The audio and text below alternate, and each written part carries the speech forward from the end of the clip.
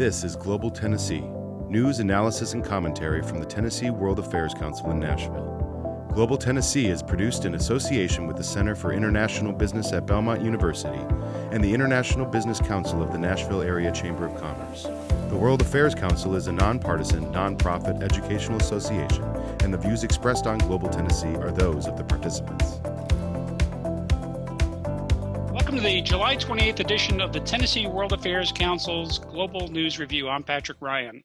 I'm joined today by Ambassador Dick Bowers, Dr. Breck Walker, and our special guests, Ambassador Cindy Courville and Professor Susan Haynes. I'll briefly introduce our regular crew. Ambassador Bowers is a retired career diplomat from the U.S. Foreign Service.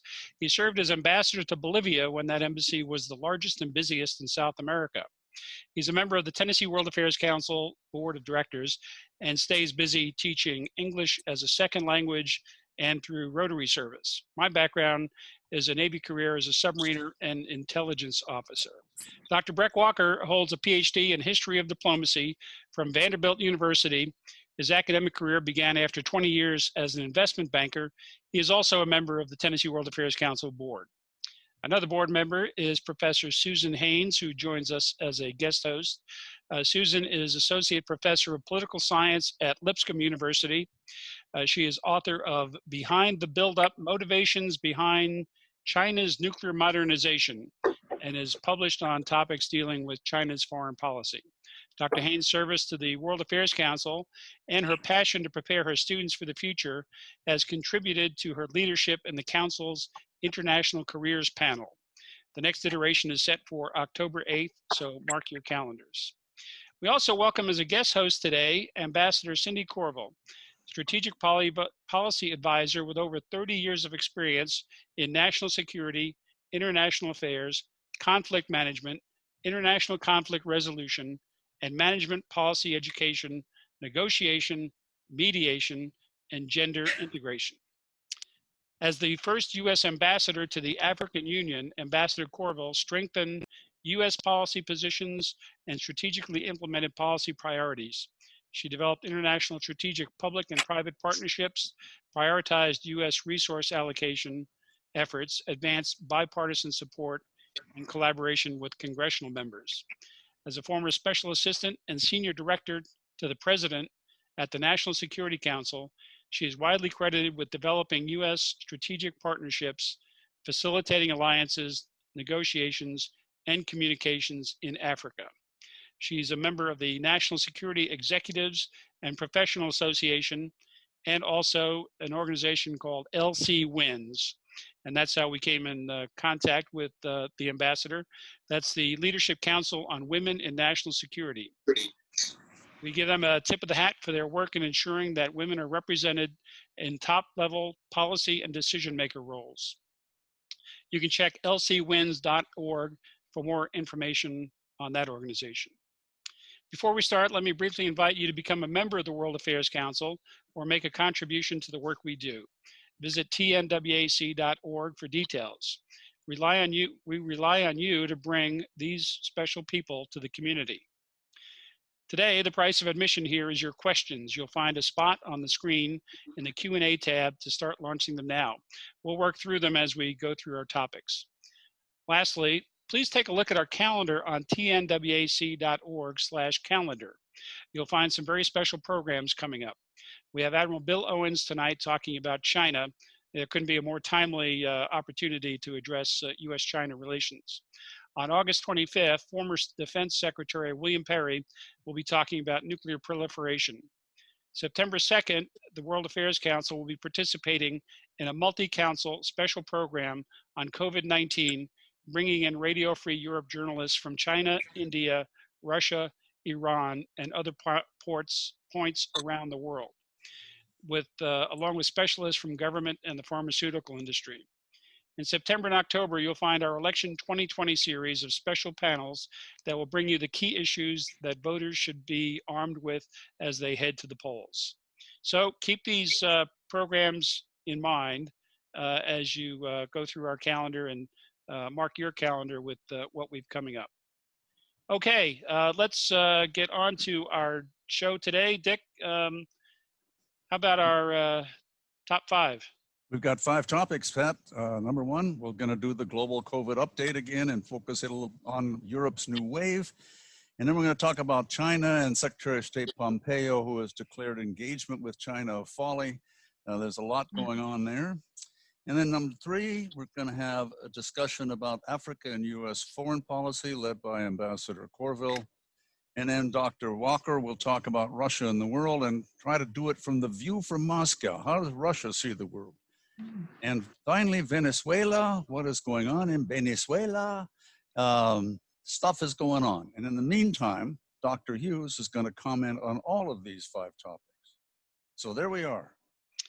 Okay, I understand in topic 3, Africa, we're going to learn about the GERD, Dick.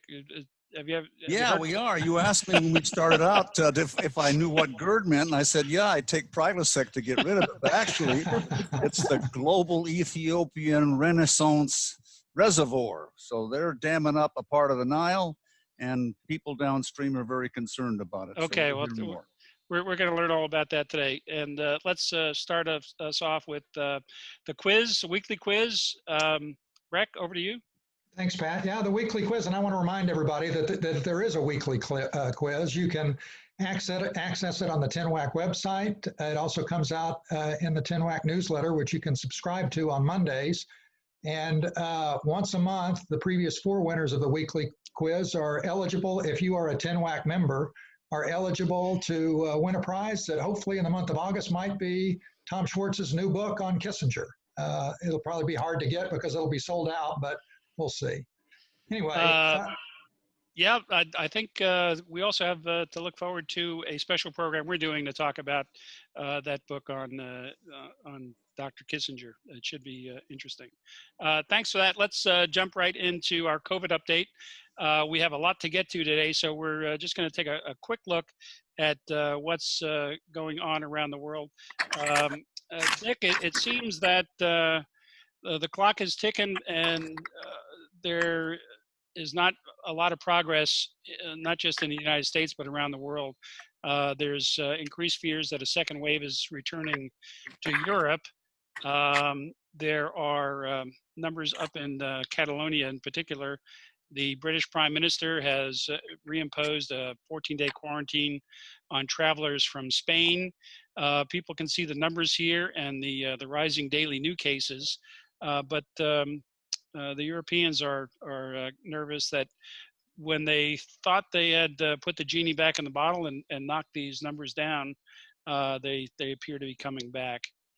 And a lot of the Southern European countries, Pat, are really concerned about the impact this is going to have on their economy because they do an awful lot in the world of tourism. So the Greeks, the Italians, the Spaniards, really concerned, and the other countries are often saying if you went to that country, you're going to have to get quarantined when you come back. So it's a big problem.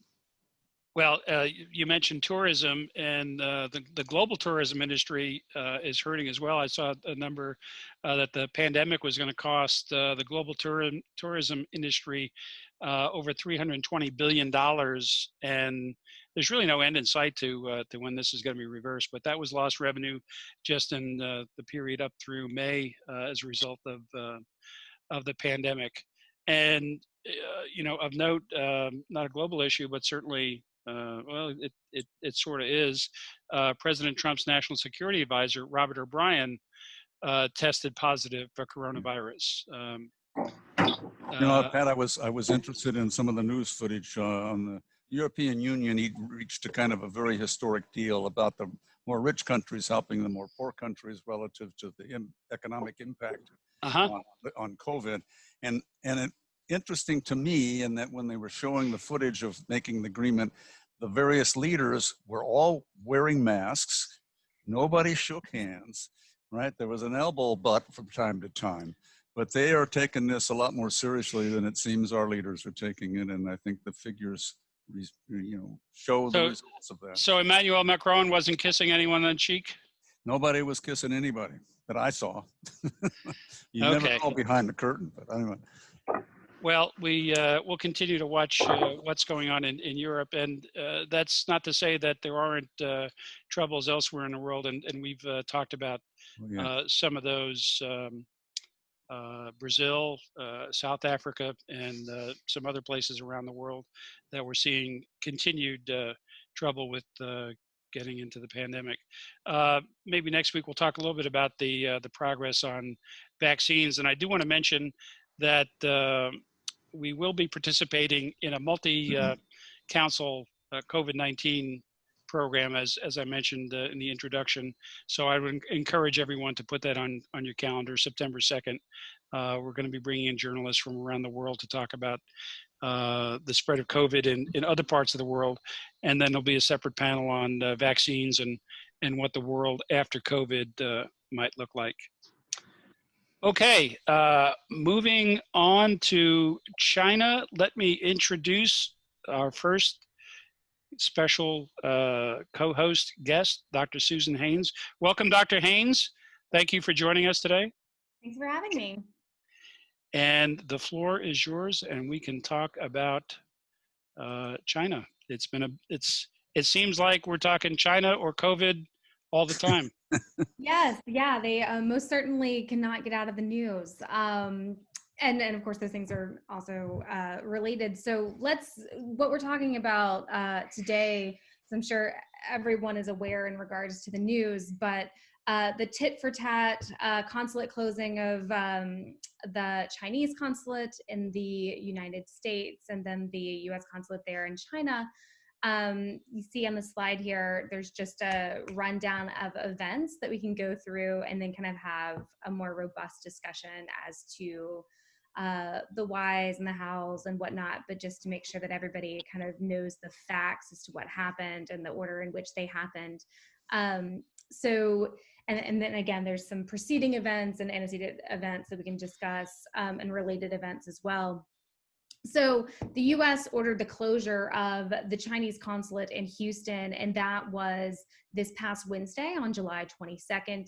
The reason for that was stated in Secretary of State Mike Pompeo's speech, which was then that next day, or at least publicly, where he gave a broader view of U.S.-China relations, and we will absolutely talk about that because that was kind of a game-changing speech, so to speak, or what he would like to frame that as such.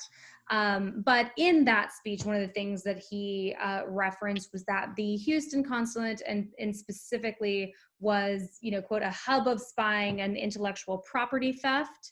And we'll discuss, to what extent that seems to be the case.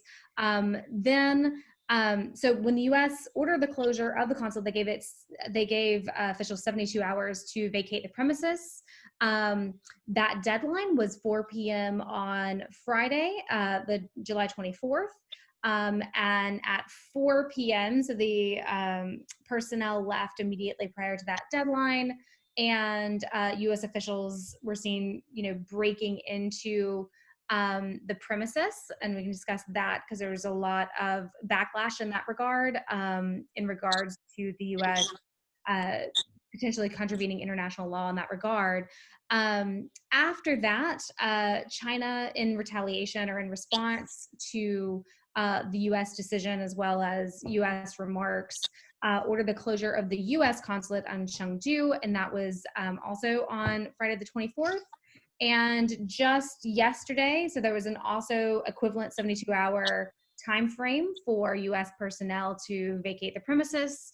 That was done, and yesterday you have, the lowering of the American flag and the emptying of the American consulate there.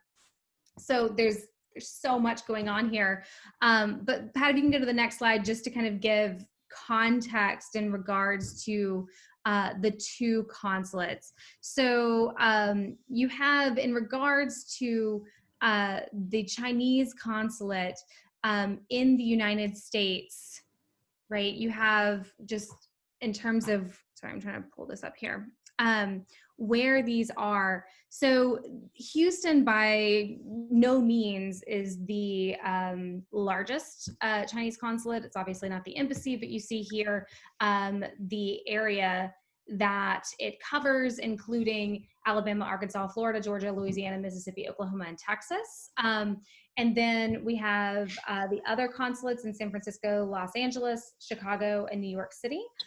There was a related event in San Francisco, and we'll discuss that. There's also discussion as to why specifically the United States chose the Houston consulate. And we can discuss that as well, but I wanted to kind of give that framework as to where the other consulates are located in relation to the Houston consulate. And if we can go to the next slide, we can then see the mirror image of that in regards to where the consulates are located, where the American consulates are located in China. And Chengdu there is going to be your most western front consulate. And that was the one ordered to close. It's of note that the Wuhan consulate, I believe, is still closed because of the pandemic. And then we have the Beijing embassy there. So again, there's a lot to talk about in this regard. If we can go back to the timeline and kind of provide a little bit more context here, and then I welcome, a deeper dive and discussion as to all of these events and how they relate. So well, there's certainly a lot to unpack there. There's so much, absolutely so much. So there's multiple things. The first thing that I would just say is, as every news story has remarked, and as I'm sure our ambassadors can attest to, that consulates, espionage, spying, this is not something that's new. This is something that in certain circumstances there's a blind eye to. So that isn't remarkable in and of itself. However, we were told, or the Trump administration justified this particular closing by saying that this had, quote unquote, like crossed a line in regards to, intellectual property theft. The justification for Houston in particular, they were calling it a hub. There's speculation as to that particular location and intellectual property theft in the areas of aerospace and pharmaceutical research facilities. We can discuss that. There had been FBI investigations in regards to Chinese affiliation with MD Anderson and some things like that. Yeah. And there's different reports about those linkages or lack thereof, that kind of thing. So that's at least the ostensible justification for why Houston itself was targeted, or why they believed that was that hub, if you will, of spying, and that it had escalated to a level that was beyond the norm, or at least that was the argument.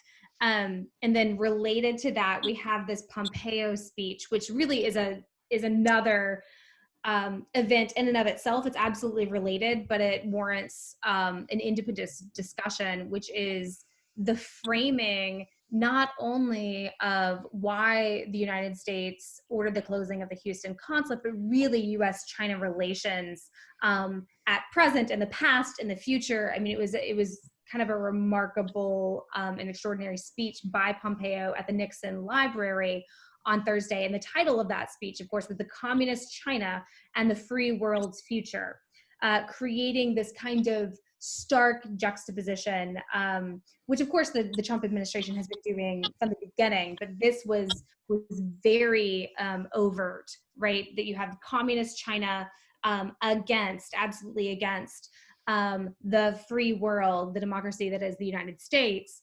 And really in this speech, and I encourage all viewers to read it in its entirety because it absolutely is worth reading. China was painted not as an ally, I mean, really as an enemy. And that is something that we've been doing incrementally, but this is definitely, again, very overt. Yeah, I don't think it was an accident that he went to the Nixon Library, because Nixon opened China to the United States back in the 70s. And it was remarkable that he just came out and said that the policy of engagement that we've observed has been a failure, and it's time to reinvent the relationship. Absolutely. And you've seen, I mean, echoes of this. I mean, it's definitely not a stark departure for the Trump administration. It's just very overt in terms of name calling. You know, we were talking earlier before we began this public session about diplomacy. This was no holding punches, right? And it kind of painted a caricature of China in terms of a China seeking, you know, global domination of communism, global communism, and really kind of harkening back to that Cold War. Ironically, even though it was mentioned, Pompeo had mentioned the Cold War, we can kind of talk about where that kind of rubs with reality. But that's definitely the nature of the speech, the tone of the speech. And as Pat, as you had said, it was pretty remarkable in saying like engagement has not worked, and therefore we're going to go forward in an adversarial relationship. Yeah, last week, Dr. Thomas Schwartz from Vanderbilt presented on our news review about the Cold War and whether we are in a new Cold War with China. And it was prescient in talking about these kinds of things.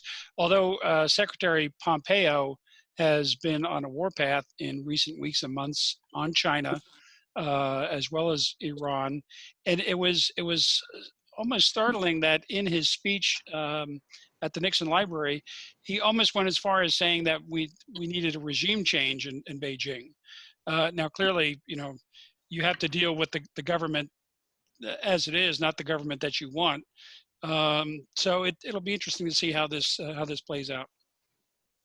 Yeah, absolutely. And I think with that comes this idea of that's a larger overlay of the Houston Chengdu situation. But some people are asking, you know, is this a wag the dog situation where you have, you know, throwing red meat to the base basically and throwing the Houston and closing the Houston consulate? I think there's the other side of the coin is, well, you know, was it signaling, right? Signaling domestically as well as internationally.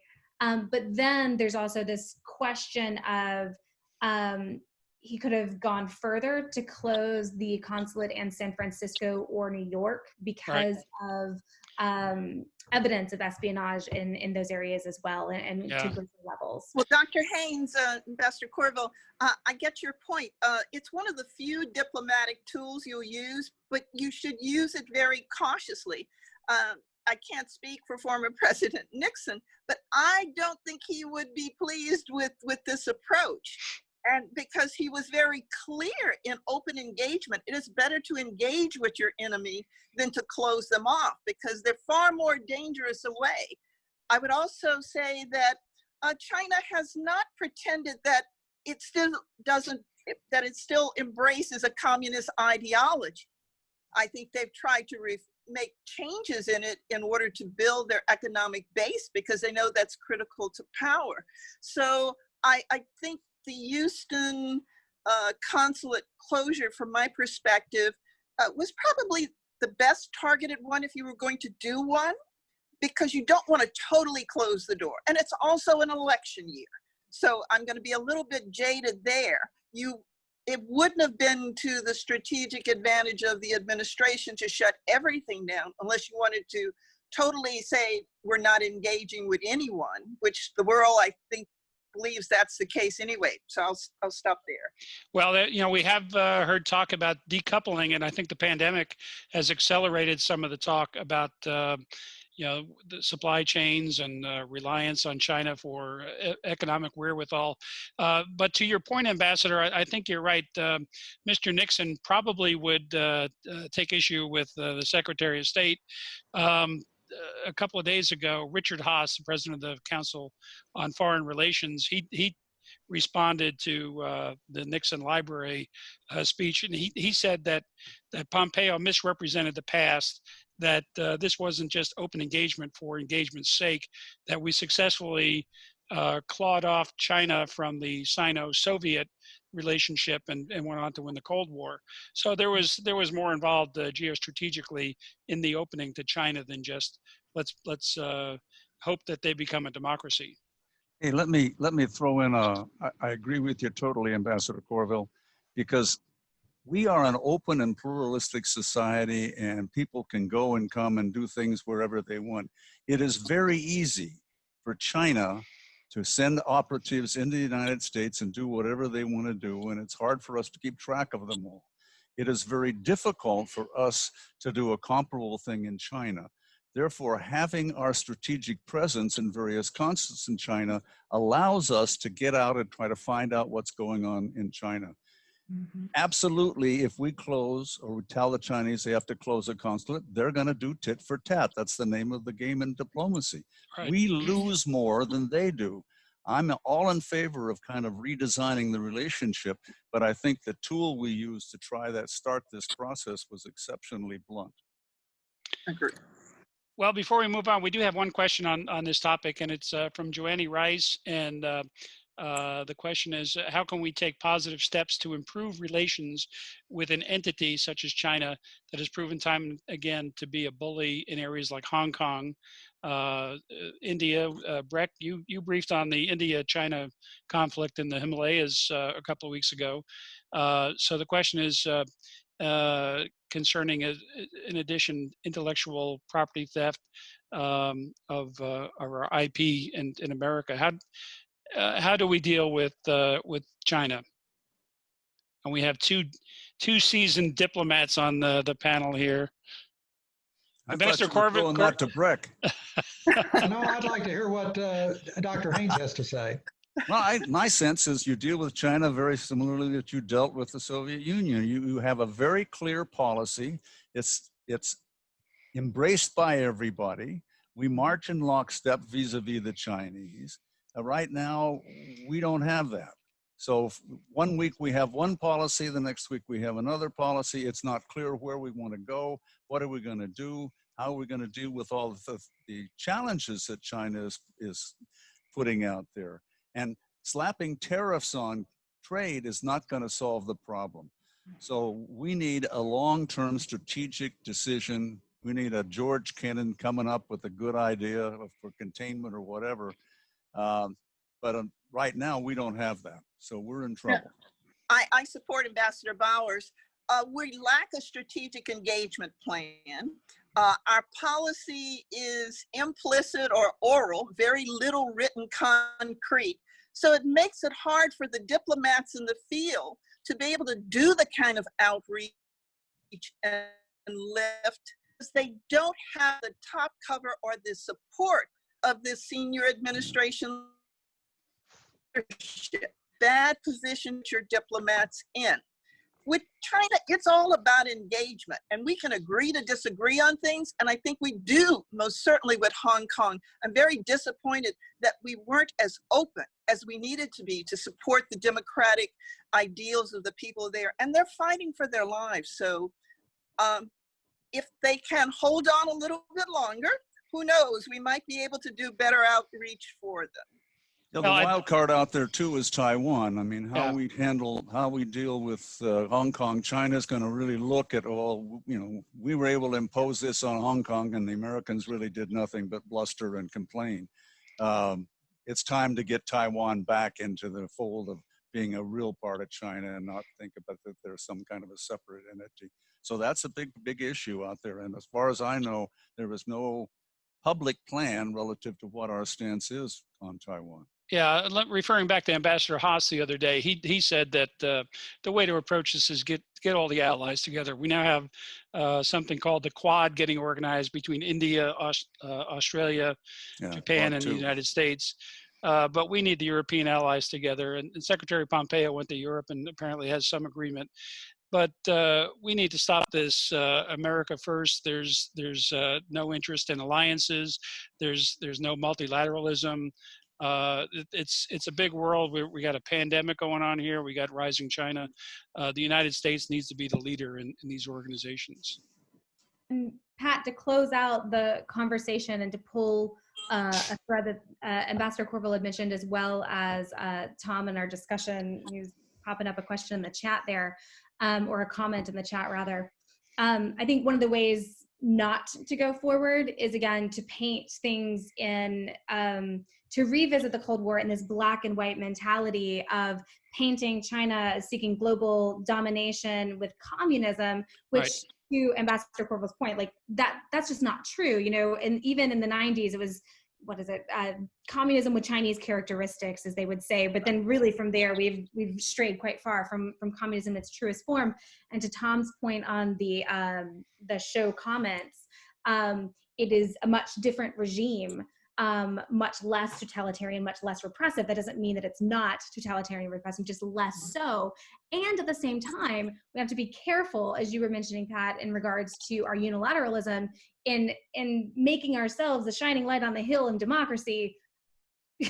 we need to be careful in trying to paint ourselves in that light. I mean, even this, you know, the label of this speech, or the title of this speech, you know, the free world, we have some things going on at home that people might question that label as it's attached to America right now.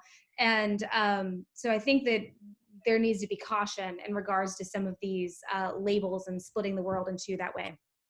Yeah, my Twitter feed is filled with side-by-side pictures of Hong Kong and Portland.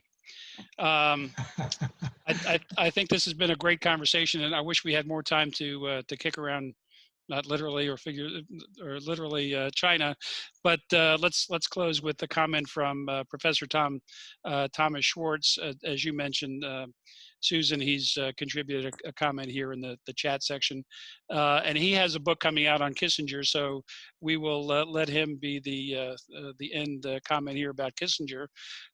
He says there really was no interest by Nixon and Kissinger in, quote, engagement in the way that Pompeo described it. The irony is that the China that the U.S. opened in 1971 and 72 was far more repressive and totalitarian than China is today.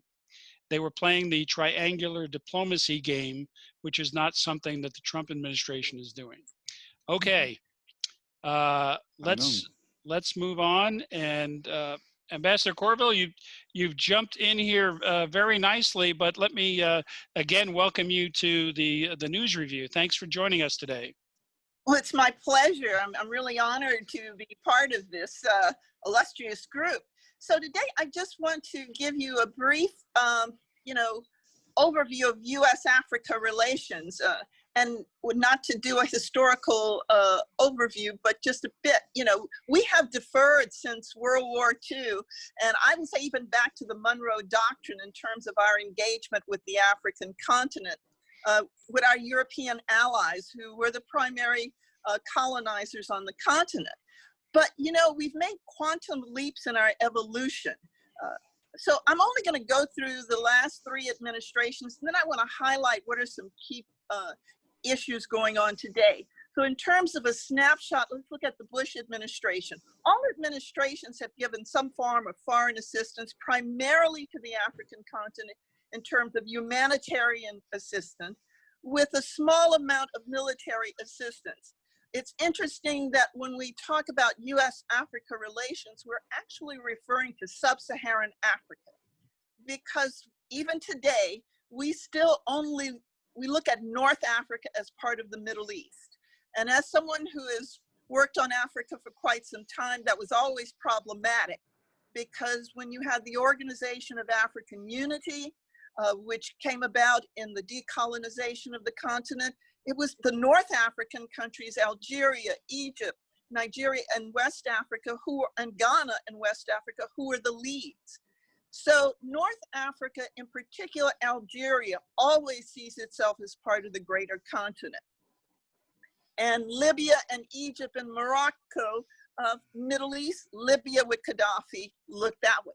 So what I want to highlight in that slide is the new initiatives. And when I say initiatives, usually money comes with it, because an initiative without funding is really a nice, conversational tool, but it can't make a difference. And I will say, starting through the Bush in particular, I didn't put the Clinton administration with the Africa Growth and Opportunity Act. The Clinton, Bush, and Obama administrations have really extended our level of engagement on the continent with HIV/AIDS, the Millennium Challenge Corporation, a unique ability of the US government to fund infrastructure development on the continent. We couldn't do that before that time. AID doesn't build things, but MCC can work with countries to do that. And the Obama administration most certainly continued on with that level of engagement. And we balanced it out or leveraged it with democracy. If a country could make certain steps in terms of democratic reforms and openness, then they could receive, by putting in a business plan, money to build dams and roads. So that debt relief came about with the Bush administration.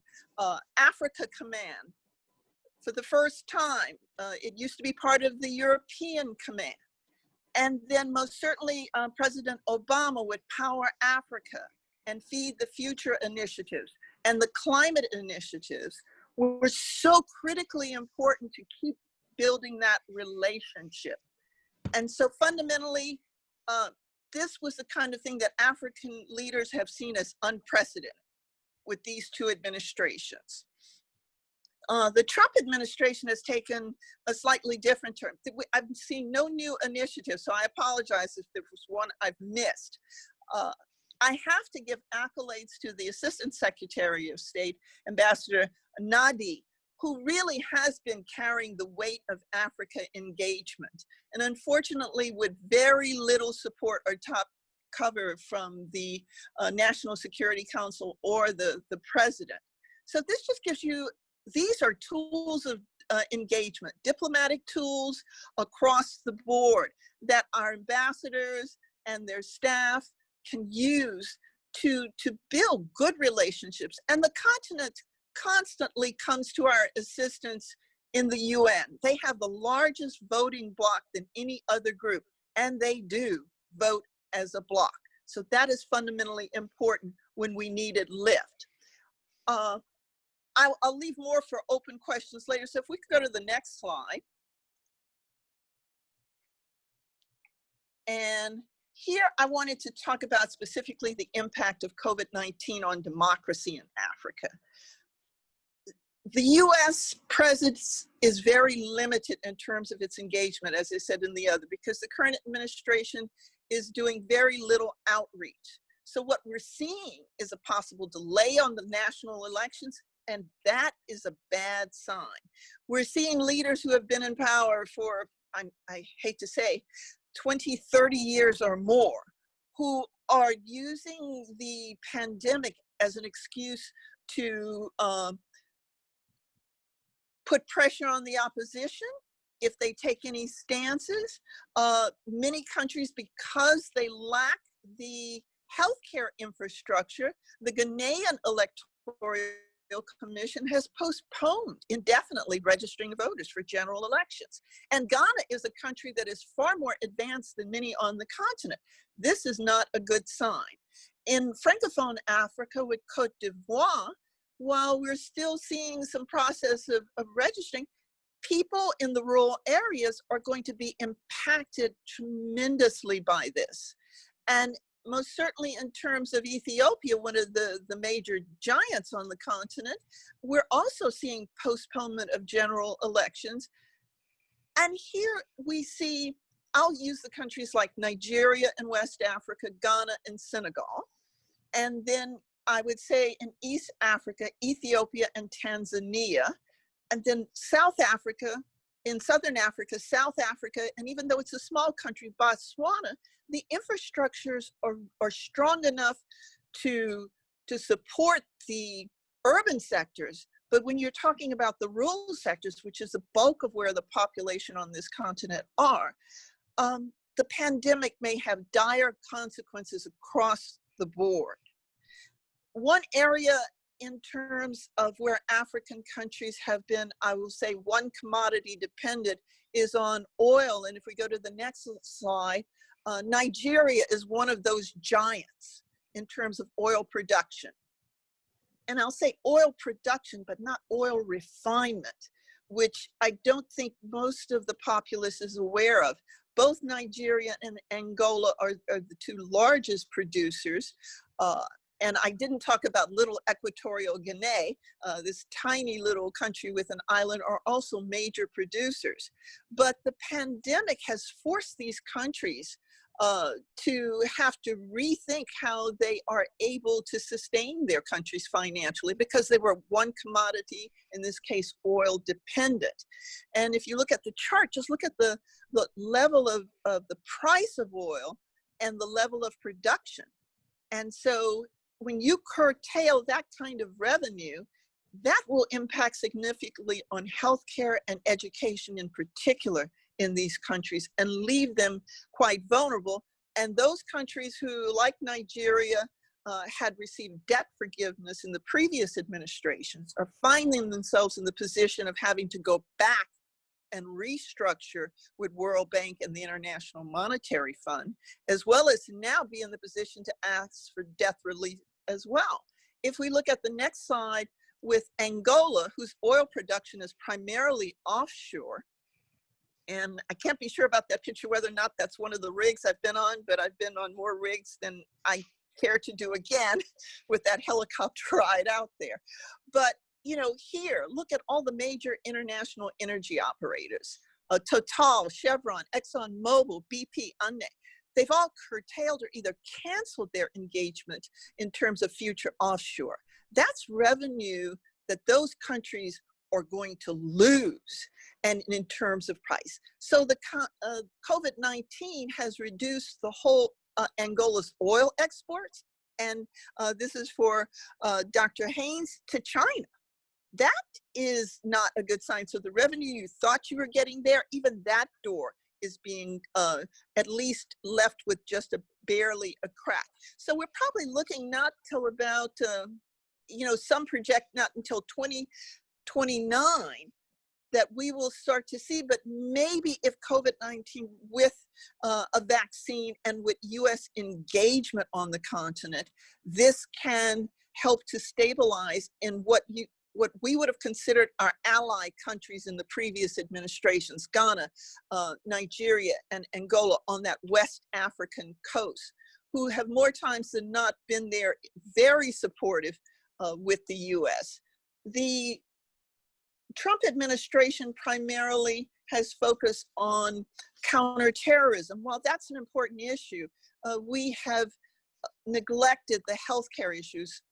While funding still exists for HIV/AIDS, there has been talked about reducing the allocations there. That is a strategic mistake. It wasn't until we get to, I will say, both Bush and the Obama administration that we really talk about Africa as a strategic ally.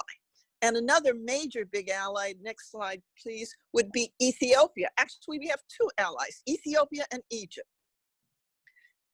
Egypt is the biggest recipient of military funding from the US out of all of the African countries.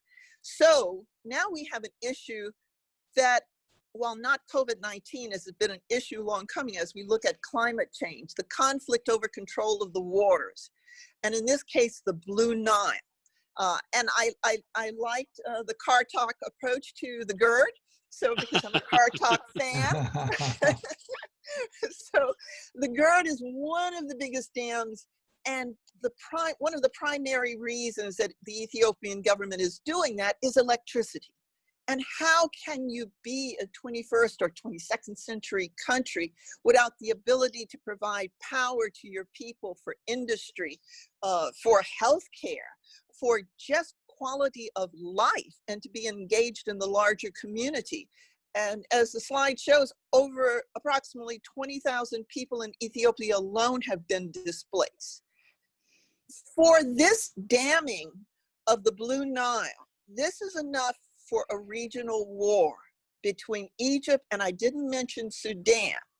Both Egypt and Ethiopia are major military powers with not only, you know, land capability, but more important, air capability in terms to be able to wage an air war with either country. So Egypt faces a potential threat of 6% reduction. One of the major investors within Egypt now says he's pro-war. without a U.S. presence, a diplomatic presence to engage, and it has to be our ambassador there for the African Union, our ambassador there for Ethiopia, and our ambassador in Egypt are critically important, but they need top cover from the Secretary of State and most importantly from the President of the United States. Engagement in Africa is fundamentally strategic engagement. One of the things that I focused on when I was at the National Security Council was in that, national security document to say clearly that the U.S. regarded the African continent and the countries there as strategic partners and of strategic and vital interests. Those are things that those leaders of the countries and leaders all over the world, when they read that document, look to see, were they mentioned? How were they mentioned? It's better to be mentioned as a good guy or a bad guy than to not be mentioned at all.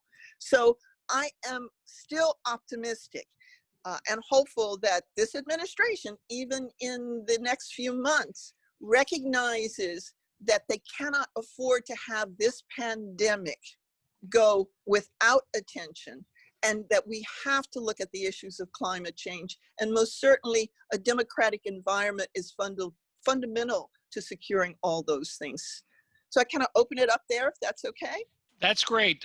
Ambassador, thank you so much for that. Africa doesn't get much attention among people looking at the world, and we look for news items every week, and there are things happening, but they're usually below the level of attention of the international media. So we thank you for joining us today and giving us that terrific overview. Again, a lot to unpack there. And Dick, I don't think Prilosec is going to resolve the GERD problem, but we'll keep hoping. I'll make a comment about the oil issue. My background is in Middle East affairs, and I'm concerned about global oil prices and what's going on in the oil patch. These countries that are relying on their oil exports, crude or refined or otherwise, it's got to be a dramatic and drastic impact on their economies, not just the downturn from the pandemic, but the global oil prices. Not only is the price down, but their production is down. So you're selling less oil at a cheaper price, and there's no hopeful outcome for that. I'll toss in here before we get too far from the GERD. Professor Schwartz asked if we know of any funding from foreign countries. I suspect a project like this is underwritten by some pretty deep pockets. For the GERD in particular? Yeah. Yes, most certainly the Chinese are there and investing. Middle Eastern countries, the Saudis, because they have a close relationship with the Ethiopian people. One of the princes who is still, unfortunately, I think, imprisoned by the current Saudi prince, had an Ethiopian wife. So that there are close relationships, and half the population is also Muslim in Ethiopia. So you have Orthodox Christianity, which used to be the dominant. So the investment from Middle Eastern countries is also quite heavy in this. And in terms of not just Ethiopia, but a large portion of East Africa, Saudi countries have bought farmland and produced solely for the benefit. It cannot be used, any of the crop production, for locals, which is also a political, issue there, to go out. So they are well invested, and their dynamic relationship with Egypt is not also always so good. So I think this is a powder keg for sure. Yeah. Anyone else?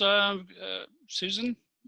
Yeah, I'll just say, Pat, I was mentioning earlier, I'm teaching a class on African politics, and as you had said, usually the area of U.S.-African relations falls lower down in the news, overshadowed by a lot of other events. However, I will say that I read, I think it was last week in The Hill, they had said that Africa was probably going to be, for the first time, on the list of topics that would be mentioned by both Trump and Biden in the upcoming election. And I believe Biden, for the first time ever, or at least is planning to do a pre-election event specifically focused on Africa. Now, this all might be signaling, as we're all well aware, but I do think in this whole battle and going back to China, because it all, like at least at the top levels has this shadow of China, but this idea of how invested China is on the continent, and how the United States has been absent in a lot of ways. And so I know that the United States is trying to combat Chinese presence there. And I think we're going to probably be seeing that rhetoric a lot in both speeches by Trump and Biden going forward. Well, No, there's been some unfortunate rhetoric. We can all recall the current occupant of the Oval Office saying something in very disparaging terms about African countries, and need not be repeated here, but it probably didn't go over well on the African continent. Hey, let me throw in a footnote on funding. I believe that there was a major effort over a number of years by the Ethiopian government and society to sell bonds to the Ethiopian people. Yes. To help finance the construction of this. Now, I don't know what the percentage of that is, but I'm certain that the Ethiopian people, and many of them humble people who would forego a bowl of beans for the day in order to buy a bond, are fully invested in this because it's a matter of pride, and we've finally done something, and I'm a part of it. So it was. No, thank you, Ambassador Bowers. That's so important. Yes, they have invested heavily, and I think if it's closer to 60%, I'll have to check the stats on that. Wow. But yes, they are a people who have pride of never being colonized, of being able to be Ethiopian across the board, no matter one's religious orientation. So I definitely there. And in terms of Dr. Haynes and China, we have to remember China had a relationship before there was a United States with the continent of Africa. So they go back a long way. They also, during the decolonization in the late 50s up until, South Africa in the 90s, supported all the major liberation movements on the continent. Whereas the US at that time supported their European allies as as colonial powers at the time. So China can sit at the table with an Chinese, Prime Minister and President and say, we understand your struggle, and we were there. And as quite a few African heads of state said, one thing that China does, they never embarrass you in public. They will tear you apart behind closed doors, but they will allow you to save face. And that level of respect, I think we saw both in the Obama and Bush administration. Even though we disagreed, we did it with a diplomatic tone. And I hope that the Biden administration, if they become the next one, and if the Trump administration is there, but in particular, I hope Vice President Biden will emphasize democracy and to restore that cooperative relationship you had during the Obama-Biden time. So I think it's an opportunity, and support climate change as kinds of things that I've talked about on the slides today. Ambassador, we're running a little long here, but we have one question. If maybe we could do this in a minute. Joni Rice asks a question for you. Women's rights have long suffered in many parts of Africa during your time there, and you were in Addis Ababa in Ethiopia, I believe, at the African Union. During your years posted there, can you outline any improvement or turnaround in the abuse of women? I think, yes, that's a very good question. One of the things, I was part of the women ambassadorial group, and at that time there were almost 10 of us there. So, that was quite a number. We focused on the US policy was to provide for women in conflict. We did almost a $2 million grant to support women in conflict across the continent. Not enough money by any stretch of the imagination, but to get leaders to at least say at the African Union and put it in writing and make a commitment. Most certainly the HIV/AIDS programs have helped women in particular in terms of childbirth and not having the transfer of the disease to the child. Malaria kills so many, and for mothers who don't have to stay home with a sick child, the opportunity to work. The Africa Growth and Opportunity Act, fundamentally important. So things still not enough, the struggle goes on, and economic support and opportunities are critical to uplifting women in Africa and across the world. Great. Well, thank you again for that presentation. I think we've all learned quite a lot from your presentation, and also your insights and perspectives. And thanks again for joining us on the news review. We're going to turn to Breck in just a second. First, I wanted to make a mention that the World Affairs Council appreciates your support in becoming a member or making a gift to tnwac.org. You can find details there. We are a nonpartisan, nonprofit organization, and we do rely on membership contributions to continue our operations. Dr. Breck Walker, Russia and the West. I won't tell you that we're running out of time, but I'll be very succinct on this. See what you can do. Okay. So Russia's received a lot of coverage in the American media for the last several years, and especially since the 2016 presidential election. And there's no doubt that Russia has been a major thorn in the side of the United States throughout most of the 2000s, as well as a very disruptive figure in the global arena. And there's a whole long list of different Russian policies that have been particularly anti-American or anti-Western during this time, to mention just three. One, of course, was interference in the 2016 presidential election. Another would have been the annexation of Crimea in 2014. And another would be the support for the brutal Assad regime in Syria since the start of its civil war in 2011. But when the Soviet Union imploded in 1991, many in the U.S. thought that there might be a diplomatic opportunity to bring Russia into the Western fold. And at first it appeared that maybe there was, that maybe Russia wanted to become more like the West. And then Russian-American relations went way south. And I wanted to take just a minute and talk about why those relations deteriorated and to try and look at it from a Russian perspective. Maybe in that way, helping us think about what might be appropriate American foreign policies going forward. Now, the first president of this newly independent Russia, the Soviet Union I had a little sort of history background, but I'm going to skip that. The Soviet Union imploded in 1991, and the first into 15 formerly constituent republics and now new nations, and one of which, of course, was Russia. And the first president of the newly independent Russia was Boris Yeltsin, who was president from 1991 to 1999.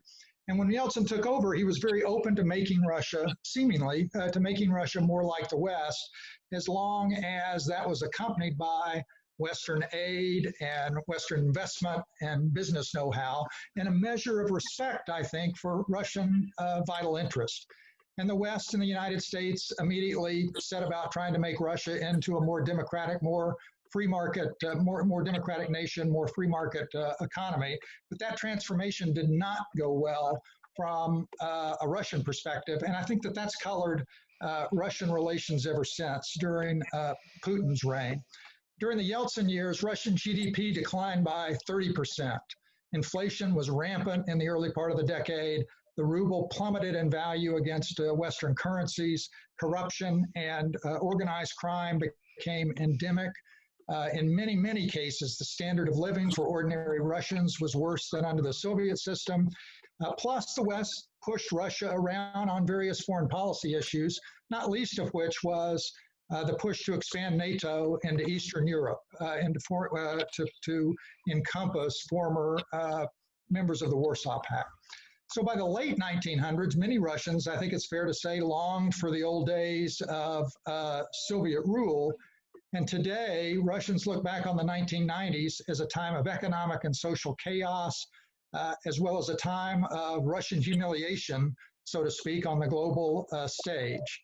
And round about the time that Putin was coming into office, the Russian people were very open to a strong leader who would improve their daily lives and restore Russia to a place of importance and respect in global affairs. And Putin very successfully, I think, took on that mantle. And he has been, for the most part, a very popular president by all independent polling measures that I've seen since he's come into office, and at least through the beginning of the COVID-19 pandemic. We'll see when we get through this what his situation is at that point. And Putin was benefited in the first 7 or 8 years of his reign. Oil and gas prices were rising like mad. GDP in Russia was going up at 7% a year until the 2007 financial crisis. So he had a lot of wind at his back. But his foreign policies have been very successful, I think, both in terms of Russian national interest, geopolitical interest, and in terms of how Putin is viewed by most of or much of the Russian population. Bush and Putin, there was a little moment of potential cooperation. Bush famously said he saw into Putin's soul and liked what he saw, and there was a commonality after 9/11 when we both were going to fight terrorism together potentially.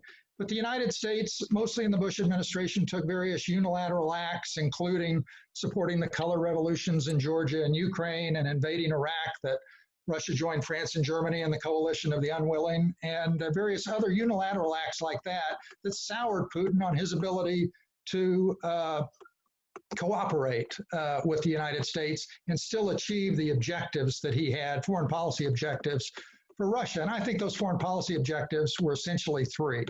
One, Putin's foreign policy objectives, broadly stated. One was, I think he wanted to and wants to enhance Russian national security, which first and foremost means, in Putin's mind, that he needs to remain in power. And secondly, that its military, Russian military, needs modernization. Third, that Western alliances, NATO and the EU, need to be weakened whenever possible.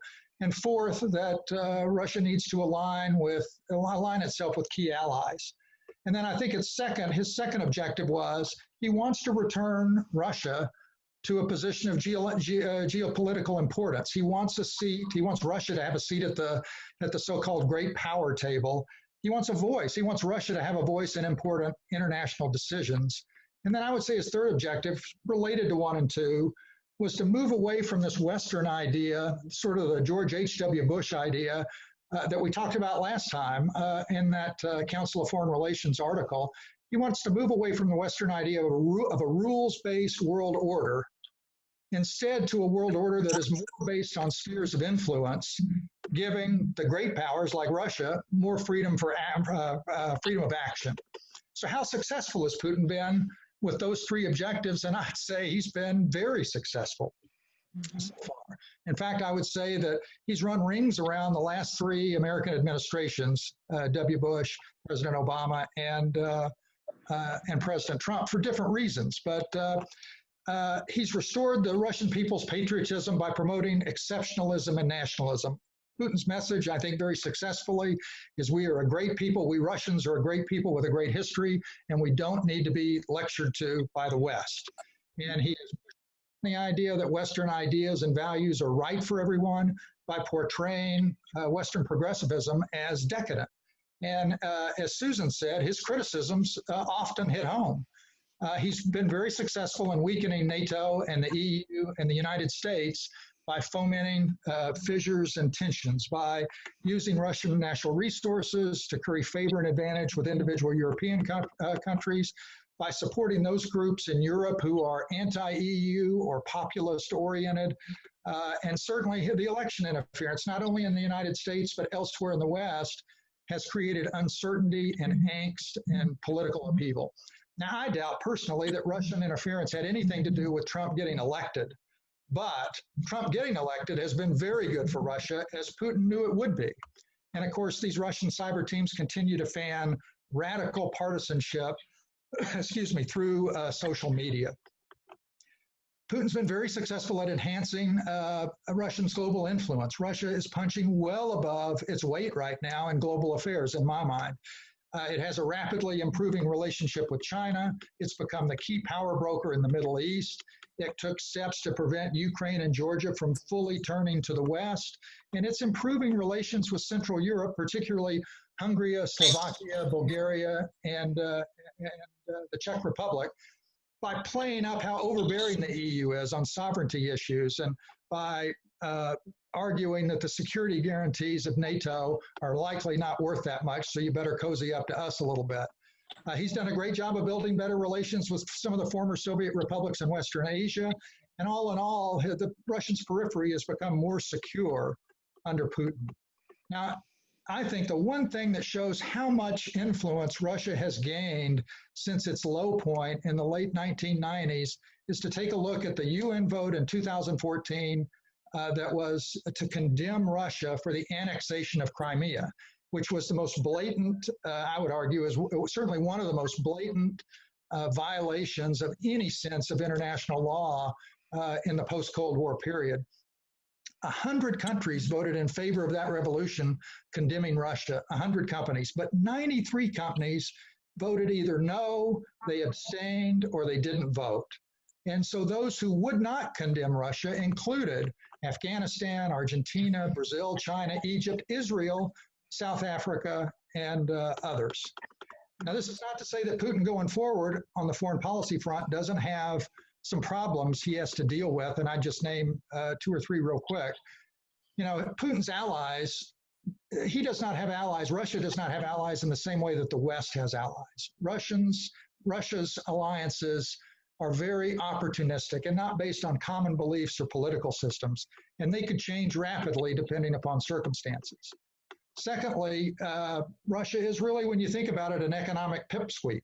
They have an economy that's 1/14 the size of the United States, and it's smaller than Italy. They have a huge over-reliance on natural resources. 50% of their national budget comes from oil and gas revenues, and they are very uncompetitive as an economy in the technology field. Thirdly, they've got a demographic issue. They have a falling Slavic birth rate and a rapidly rising Muslim birth rate. And today, account for as much as 20% of the population of Russia, and that number is going up, and that's going to probably present some challenges to the Russian government, the very Slavic Russian government going forward. And lastly, Putin's an authoritarian, and that may work out fine, and you may have national support behind you when things are going well. But when things aren't going well, that authoritarianism is likely to create a lot of domestic dissent. So my closing comments on this are maybe bromides a little bit, but they're these. Putin, it seems to me, is a super smart guy who has outmaneuvered the U.S. and the West in a geopolitical sense through most of his reign. He has restored Russia to prominence and great power status and weakened, to some degree at least, the West. In the U.S., and this, Dick and Susan were talking about this with China, as was Pat, the U.S. needs to get its diplomatic ducks in a row. Politics and foreign policy do not usually mix well, and policy towards Russia, in my view at least, over the last 3 presidential administrations has been riven with politics, with inconsistent policy changes, and often absent American leadership. We need to do better. And I'll open it up for questions if I haven't gone too long, Pat, with that. No, that was terrific. And you've gotten kudos from Professor Tom Schwartz from Vanderbilt on your presentation. So well done. I can't top that. Russia, and any quick comments? All right, let's move right along. And we're going to talk about Venezuela. This is our closing topic. So for those in our audience, please hang with us here for another minute. We're going to talk quickly about what's going on in Venezuela. And the news this week has been that the Justice Minister Moreno was put in the crosshairs of the U.S. government. A bounty, a reward for his arrest and conviction has been named at $5 million. And this reminds us that a couple of months ago, the president of Venezuela, Nicolas Maduro, was named as a narco-terrorist, and the U.S. government, the DEA, has offered a reward up to $15 million for his arrest and conviction. And you know, we've talked about Venezuela and what's going on there, that the U.S. government is instituting a maximum pressure campaign. Venezuela has its own issues on top of its relationship with the United States and its flirtation with an authoritarian regime. The refugee flows and numbers up to 5 million people over about a 5-year period have fled Venezuela because of the economic situation there. And you can see on the screen there some of the places that they're going to, and the number of people who have fled in just the last 4 or 5 years. So it's a significant crisis on our southern periphery. The United States continues to apply pressure. We talked a couple of weeks ago in the news review about Iran sending 5 tankers with gasoline to Venezuela. And ironically, Venezuela is one of the most oil-rich nations on the planet, but they've had difficulty in pumping crude oil out of the ground, getting it refined, getting it turned into products that its economy can use. So it's a sign of the times that Iran is sending oil to Venezuela, and that they're the leaders of those countries are brothers in arms. The United States has put its money behind Juan Guaido, who was the head of the National Assembly, and there was a vote, and the United States has, as of January 2019, backed Mr. Guaido, and you can see him here with Vice President Pence and President Trump. So this is just a quick summary of what's going on in Venezuela, and I'm sure that there'll be more to talk about on that topic. Any quick comments about what's happening in Venezuela? I know. I would make one quick comment. Regime change is a very dangerous game.